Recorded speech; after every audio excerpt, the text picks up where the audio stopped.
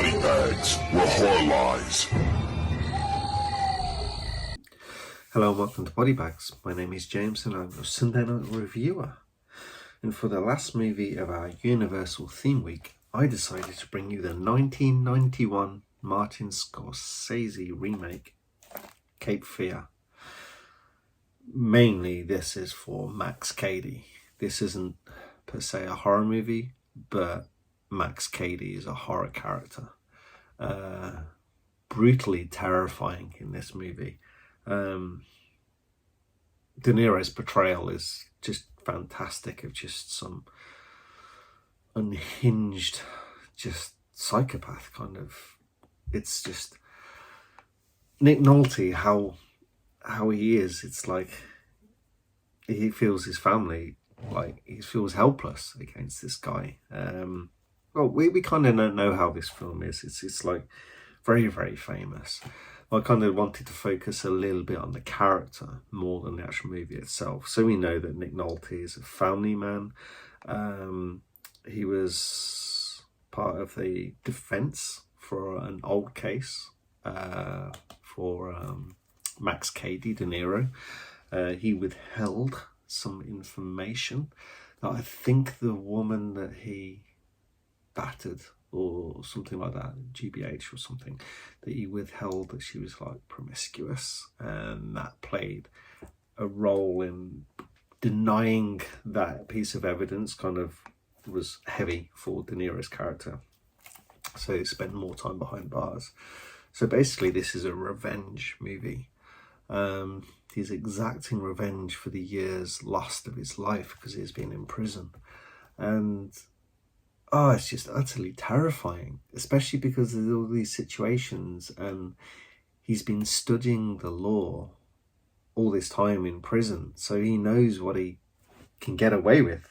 And the police actually say it's like you can't touch him, and so that they kind of recommend other means like stepping outside of the law, these sorts of things. But it's so good. It's like Nolte's kind of portrayal of just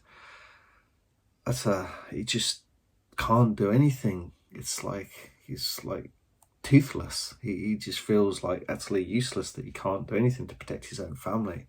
And with Juliette Lewis, a very young Juliette Lewis in this movie, like this, he's so good at the manipulation. The character of the acting of De Niro and Juliette Lewis, like working together, it's so good.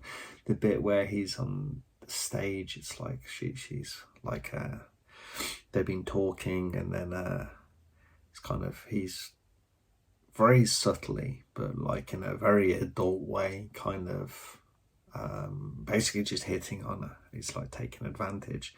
She's so young and naive and doesn't understand the situation. But there's that twist, that click where it turns and he kisses her and she gets utterly scared. She's kind of like, throughout the movie, when there's bits and pieces, she's like interested by him, fascinated by him. There's this older man that's paying attention to her, but at that point you feel her vulnerability and her skin.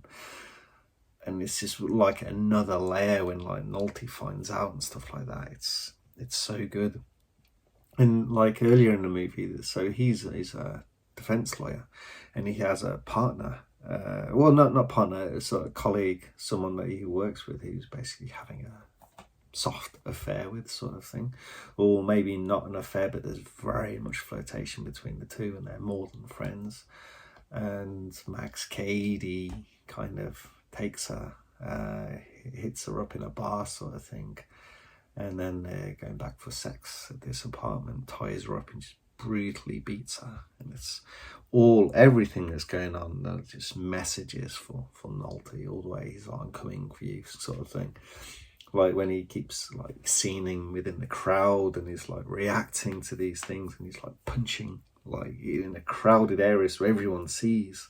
And so Nolte is the one that's going to get in trouble with the law. Even though they know it's like Cady is like antagonizing him. So it's great. And when you see him on the property, on the edge of the property, sort of thing, and it's like all the fireworks going off, and I love how this is filmed. It's like, it's really, really there to have some like classic styles of filmmaking within this one, and it's really, really, really well put together movie. And of course, sort of like with the end of the movie, it's like we know how all that goes on the boat, kind of the situation there. It's like it kind of makes it easier. It's like he's confronting him and he's fighting him. It's like it's the third act. It's the fight to the death sort of thing.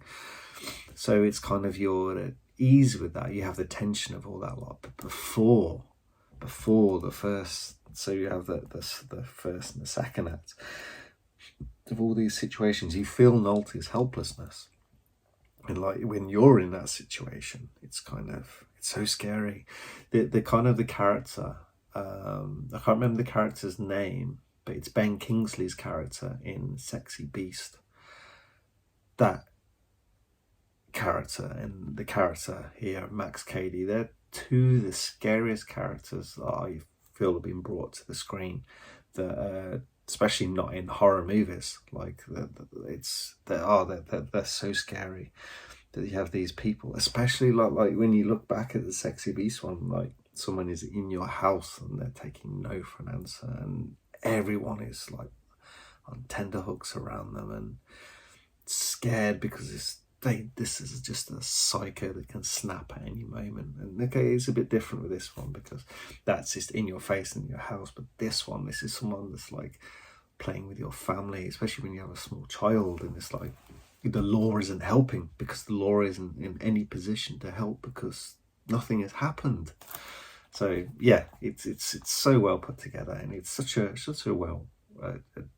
good remake because it really vamps up that kind of, like I said, the helplessness, but the pure aggressiveness that De Niro brings. And like, it's not much that you see that is like, it's all like, just like how he holds himself, like how you see him on screen, and it's just his presence. But there is those flashes of brutality, like I said, when he's beating like the woman. She's like tied up in a bed and she's beating. You don't see him hitting her, but you see the aftermath. You see him swinging down, and it's like just, yeah, he just portrays this role so well. De Niro, one of my favorite De Niro movies. This one of my favorite Scorsese movies. It's just such a good movie. And like I said, so that's kind of what I just wanted to talk about. So this could touch in like the horror realm. It's very much more of a thriller movie, but I just wanted to highlight that the character, I feel, is very, very much a horror character, like just scary. And that's exactly the essence of horror. And this is what Scorsese and De Niro bring in Max Cady in our remake of Cape Fear. Yeah, a universal release. But anyway, I hope you guys enjoyed this review, and I'll catch you next week. Thank you very much. Good night.